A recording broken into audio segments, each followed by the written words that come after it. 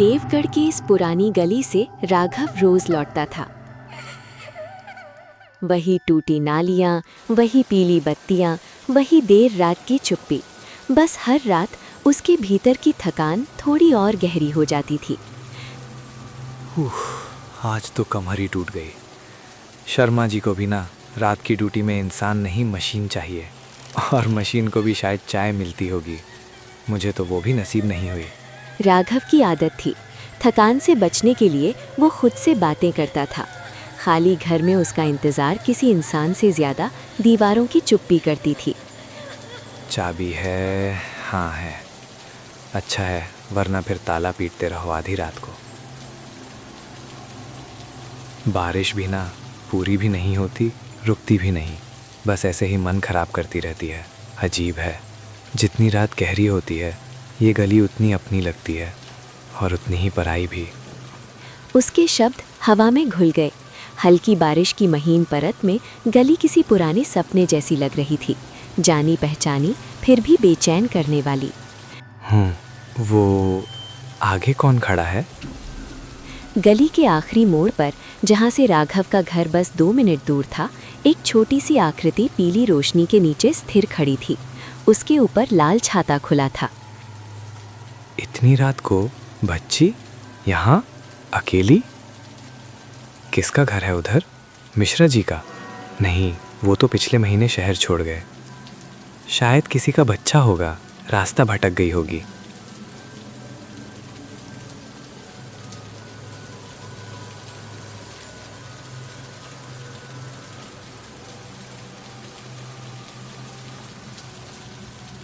राघव ने पहले सोचा नज़र का धोखा होगा, लेकिन लाल रंग उस पीली बुझी हुई गली में इतना साफ था कि उसे अनदेखा करना नामुमकिन था। सुनो बेटा, तुम किसके साथ हो? घर कहाँ है तुम्हारा? कोई जवाब नहीं आया, सिर्फ टप टप टप, जैसे बारिश गली की सांस गिन रही हो।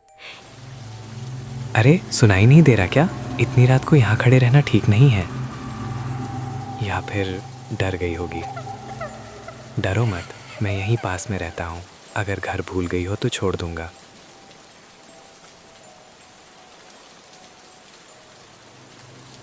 इतनी दूरी से भी राघव को एक बात अजीब लगी।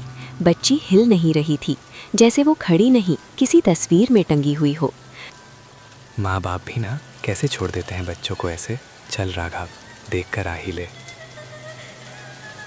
बेटा, नाम क्या है तुम्हारा? वो एक एक कदम रखता आगे बढ़ा।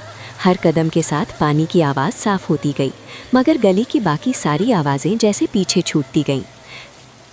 अजीब, अभी तक कुत्ते भौंक रहे थे, अब एकदम चुप क्यों हो गए? राघव ने पीछे मुड़कर देखा। गली वही थी, पर कुछ बदला हुआ सा महसूस हुआ, जैसे हवा भारी हो गई हो, जैसे रात सुन रही हो। बेवकूफ़ मत बन, बच्ची है बस। बच्ची, सुनो, घर वालों का नंबर पता है? बोलो मैं फ़ोन कर देता हूँ। आप घर जा रहे हैं?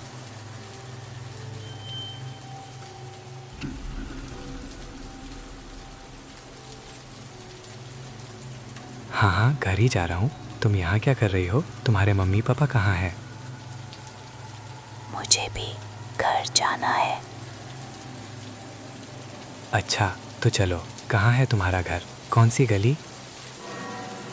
यहीं पास में। पास में? तो फिर तुम खड़ी क्यों हो? चलो मैं छोड़ देता हूँ।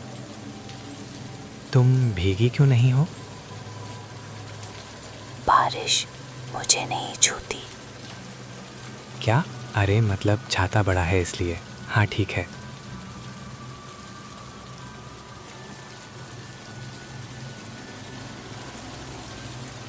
राघव का गला सूख गया। उसे लगा शायद रोशनी की वजह से भ्रम हो रहा है। उसने खुद को संभाला और एक कदम और आगे बढ़ाया। बेटा, चेहरा ऊपर करो, डरने की कोई बात नहीं है। आप सच में डरेंगे नहीं? नहीं, क्यों डरूंगा? मैं बस तुम्हें घर छोड़ना चाहता हूँ।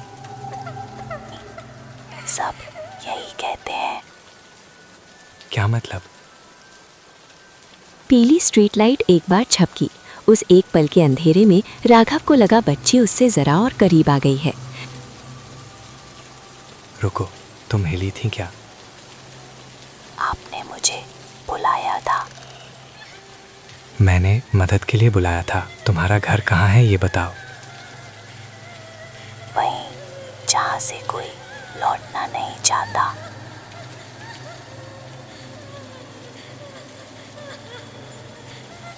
राघव के हाथ से बैग ढीला पड़ गया। उसके सामने खड़ी वो छोटी आकृति अब बच्ची कम किसी प्रतीक्षा जैसी लग रही थी, पुरानी, ठंडी और जानबूझकर उसकी राह रोके हुए। तुम हो कौन? अगर मैं मुड़कर चलूं तो क्या आप मेरे पीछे आएंगे? तुम हो कौन? और उसी क्षण लाल छाता धीरे धीरे घूमना शुरू हुआ, जैसे उसके नीचे खड़ी चीज ने आखिरकार रास्ता चुन लिया हो। लाल छाते के घूमते ही जैसे रात ने अपना दूसरा दरवाजा खोल दिया। राघव ने देखा जिस मकान के बाहर बरसों से ताला जड़ा लगता था, उसका किवाड़ भीतर की तरफ खुद ब खुद खुल चुका था। नहीं, ये अभी बंद था। मैंने खुद देखा था। आपने पूछा था मेरा घर कहाँ है? यही है, आइए। उसके स्वर में न आग्रह था न विनती, बस एक ठंडी निश्चितता, जैसे राघव का अंदर जाना पहले ही तय हो चुका हो। शायद कोई अंदर रहता हो। हाँ, बस यही होगा। बच्ची अकेली है, मुझे देखना चाहिए।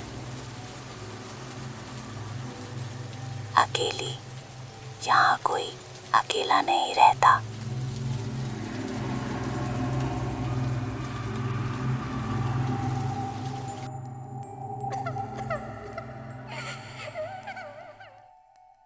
राघव ने कांपते हाथ से अपना बैग सीने से चिपकाया और दहलीज पार कर गया।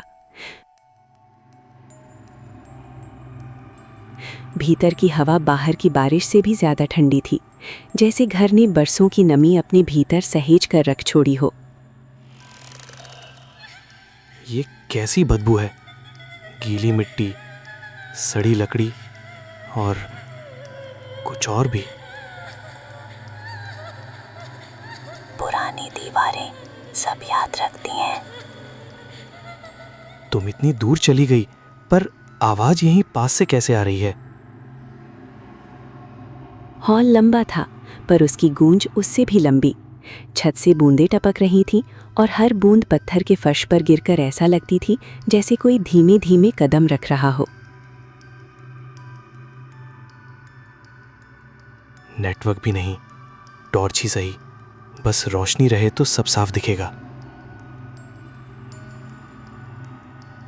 टॉर्च की सफेद रोशनी ने हॉल को नहीं, उसके डर को उजागर किया। जहां जहां रोशनी जाती, वहां घर की उम्र, सीलन और छोड़े जाने की उदासी उभर आती। सुनो, रुको। तुम्हारा नाम क्या है? नाम से क्या होगा, पहचान लीजिए। कहाँ हो तुम? सामने आओ।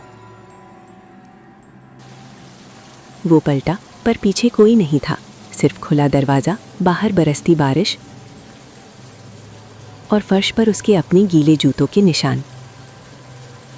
शांत रहो, बच्ची खेल रही है, बस खेल रही है। अगर खेल है तो नियम आप नहीं बनाते। तभी उसकी नजर फर्श पर पड़ी। पानी की एक लंबी लकीर, सीधी, ताजा, चमकती हुई, जैसे कोई अभी अभी भीगता हुआ घर के भीतर से गुजरा हो। ये मेरे जूतों के निशान नहीं है। ये तो सीधा अंदर तक जा रहा है। आप हमेशा देर से देखते हैं। तुम चाहती क्या हो मुझसे? मुझे यहाँ क्यों लाई हो? मैं नहीं लाई, रास्ता आपको पहचानता है। राघव ने टॉर्च उस लकीर पर टिकाई। पानी का निशान हॉल के बीच से मुड़ता, पुराने खंभे के पास से गुजरता और फिर सीढ़ियों की तरफ बढ़ता दिखा। अगर कोई अंदर है तो उसे मदद चाहिए हो सकती है। बस देखकर निकल जाऊंगा। जो यहाँ मदद मांगता है वही रुक जाता है। तुम बार बार ऐसी बातें क्यों कर रही हो? उसने जवाब नहीं दिया, या शायद दिया, मगर उसी वक्त बिजली ऐसी कड़की कि पूरा मकान एक पल को सफ़ेद हो उठा। वो वहाँ कुछ रखा है सीढ़ियों के नीचे। पानी की लकीर सीधे उसी अंधेरे कोने में जाकर ख़त्म हो रही थी। संदूक पुराना था, लोहे की जंग लगी पट्टियों वाला, मानो बरसों से किसी ने उसे छुआ ना हो, फिर भी उसके आसपास की धूल गीली थी। बस एक संदूक है, शायद किसी ने अभी खोला हो, इसीलिए नमी होगी। खोला गया था, बंद नहीं हुआ। बस सामने आओ। वो फिर पलटा। इस बार सीढ़ियों पर ऊपर की ओर 2 छोटे गीले पदचिन्ह चमक रहे थे, लेकिन बच्ची वहां भी नहीं थी। मैं पागल नहीं हो रहा, मैं जो देख रहा हूँ वो सच है ना? सच हमेशा दिखता नहीं, कभी कभी बस पीछा कराता है। राघव घुटनों के बल झुका। सीढ़ियों के नीचे की हवा और ठंडी थी, जैसे घर की सारी सीलन, सड़न और छिपे हुए राज उसी कोने में जमा हों। यहाँ तो सांस लेना भी मुश्किल है। फिर भी लोग आखिरी सांस तक यहीं टिके रहते हैं। ऊपर कौन है? ऊपर सिर्फ अंधेरा था, पर नीचे संदूक के सामने पानी की लकीर के बीच कुछ लाल सा चमका। ये नहीं, ये वही नहीं हो सकता। सीढ़ियों के नीचे उस पुराने संदूक के पास लाल छाता रखा था। वही रंग, वही हैंडल, वही टपकती धार, जैसे बच्ची उसे अभी अभी छोड़कर एक कदम पीछे हटी हो। नहीं, वो छाता तो उसके हाथ में था, मैं देख रहा था। तो फिर मेरे हाथ में अब क्या है? राघव की सांस रुक गई, उसकी गर्दन जकड़ गई और कांपते हुए उसने धीरे धीरे पीछे मुड़ना शुरू किया। राघव ने धीरे धीरे पीछे मुड़कर देखा। सीढ़ियों पर वही बच्ची खड़ी थी, भीगी, चुप, और उसकी आंखों में ऐसा खालीपन जैसे बरसों से कोई एक ही बात कहने का इंतजार कर रही हो। मेरे हाथ में कुछ नहीं है, अब सिर्फ तुम हो। तू क्या चाहती है? मेरे पीछे क्यों पड़ी है? पीछे नहीं पड़ी, यहीं अटकी हूं।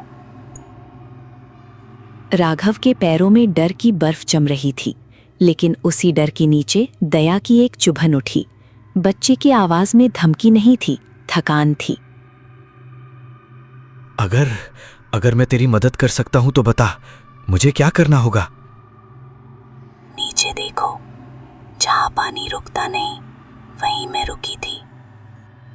राघव ने टॉर्च झुकाई। कमरे के कोने में 2 ढीले तख्ते पानी से चमक रहे थे, जैसे नीचे से कोई सांस ले रहा हो। यहीं, इन तख्तों के नीचे? मुझे अंधेरे से निकालो, बहुत ठंड है। किसने किया था ये? किसने तुझे यहाँ छोड़ा? जिसने कहा था बारिश सब धो देती है।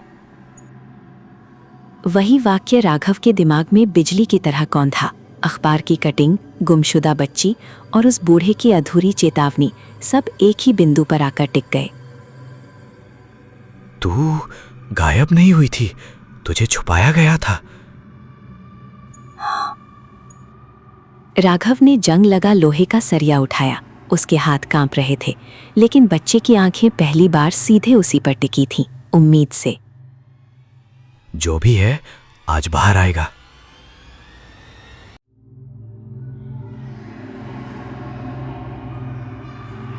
पहले वार के साथ पूरा मकान जैसे कराहा। बारिश अब बाहर नहीं थी, वो दीवारों, छत, सीढ़ियों, हर दरार के भीतर गूंज रही थी। ये आवाज, ये इतना तेज कैसे हो रही है? उसे पता चल गया है कि तुम सुन रहे हो। उसे? कौन? घर नहीं छुपाता, लोग छुपाते हैं। उस जवाब ने राघव की रीढ़ में सिहरन दौड़ा दी। उसने बिना और सोचे सरिया फिर उठाया और पूरी ताकत से तख्ते की कील उखाड़ने लगा। तख्ता उठते ही सड़ी मिट्टी की ऐसी गंध निकली कि राघव का पेट मरोड़ खा गया। टॉर्च की रोशनी नीचे कांपी और कुछ सफेद सा चमका। हे भगवान, ये तो छोटी हड्डियां, ये किसी बच्चे की हैं। मिट्टी में आधी धसी छोटी हड्डियां, उनके साथ चिपका हुआ लाल रिबन और किनारे पर पड़ी एक पायल सच अब किसी शक की जगह नहीं छोड़ रहा था। अखबार में लिखा था बारिश वाली रात के बाद वो लापता हो गई। नहीं, लापता नहीं, उसे यहीं दबा दिया गया था। कितने साल तो अकेली यहीं पड़ी रही। माँ मुझे ढूंढती रही, मैं यहीं थी। जब बारिश आती थी लगता था कोई दरवाजा खोलेगा, कोई नहीं आया। राघव के भीतर का डर अब गुस्से और करुणा में बदल चुका था। उसने हाथ बढ़ाया और बहुत सावधानी से उन अवशेषों को ऊपर उठाने लगा। मैं तुझे यहां नहीं छोड़ूंगा, अब नहीं। मुझे बाहर ले चलो। ये तेरा है लाल रिबन और ये पायल? माँ ने बांधी थी, वो आवाज से मुझे ढूंढ लेती थी। जैसे ही राघव ने पायल को मिट्टी से अलग किया, उसके घुंघरुओं ने एक मरी हुई सी पर साफ छनकार की। उसी क्षण घर बुरी तरह कांप उठा। ये मकान हिल रहा है, मुझे बाहर निकलना होगा अभी। उसे डर लग रहा है, सच बाहर आ गया है। लेकिन जैसे ही वो मुड़ा, पानी दीवारों से बहकर फर्श पर फैलने लगा। कुछ ही सेकंड में कमरा टखनों तक ठंडे गंदले पानी से भर गया। नहीं नहीं, रास्ता बंद मत कर। उधर से नहीं, पीछे वाला दरवाजा, याद करो। पीछे वाला? मैंने तो संदूक के पीछे। राघव ने पूरी ताकत से संदूक हटाया। पीछे एक छोटा आधा छुपा दरवाजा निकला, जैसे मकान ने आखिरी घड़ी तक उसे निगल कर रखना चाहा हो। मैं जा रहा हूं, पर तू? मैं वहीं जाऊंगी जहां मुझे जाना चाहिए था, बस मुझे ले चलो। ठीक है, साथ चल। राघव ने हड्डियां, रिबन और पायल को अपनी शर्ट में कसकर बांधा और दरवाजे की कुंडी तोड़ने को हाथ बढ़ाया।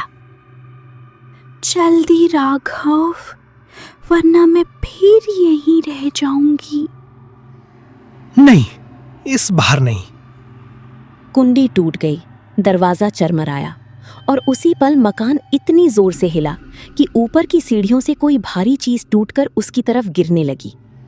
भारी बल्ली उसके पीछे आकर गिरी, लेकिन राघव अवशेषों को बचाते हुए किसी तरह मकान से बाहर निकल चुका था। मैंने कहा था इस बार तुम्हें अकेला नहीं छोड़ूंगा। राघव के बाहर आते ही बारिश अचानक रुक गई। वर्षों बाद देवगढ़ की उस गली में एक गहरी और शांत खामोशी छा गई। अब माँ मुझे ढूंढ लेगी।